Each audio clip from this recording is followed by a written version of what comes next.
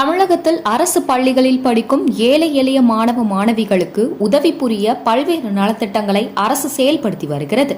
இதில் குறிப்பாக தமிழ்நாடு அரசு இலவச மிதிவண்டி திட்டம் தொலைதூர மாணவர்களுக்கு பேருதவியாக இருந்தது.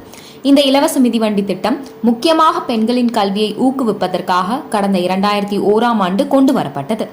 இந்நிலையில் சென்னை அடுத்த துரைப்பாக்கத்தில் உள்ள அரசு பள்ளியில் மாணவ மாணவிகளுக்கு விலையில்லா மிதிவண்டி வழங்கும் நிகழ்ச்சி நடைபெற்றது.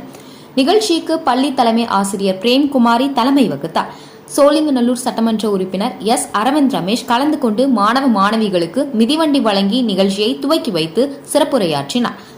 மேலும் இந்நிகழ்ச்சியில் 15வது மண்டல குழு தலைவர் வி மதியழகன், 195வது வார்டு கவுன்சிலர் க ஏகாம்பரம், தலைமை பொதுக்குழு உறுப்பினர் ஏழுமலை, வட்ட செயலாளர் கே ஆனந்த் மற்றும் ஆசிரியர்கள், அரசு அதிகாரிகள் உள்ளிட்ட ஏராளமானோர் கலந்து கொண்டனர். இனிதான் கச்சேரி ஆரம்பம்.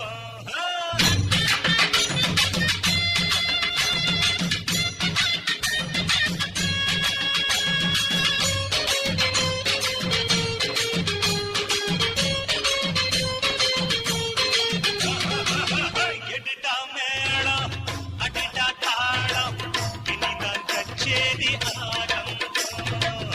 எடுடா மேளம் அடிடா தாளம் இனிதான் கச்சேரி ஆரம்பம். பாடுத பாட்ட காதுல போடு போட்டாதாண்டா உருப்படு நாடு நாடு முன்னேற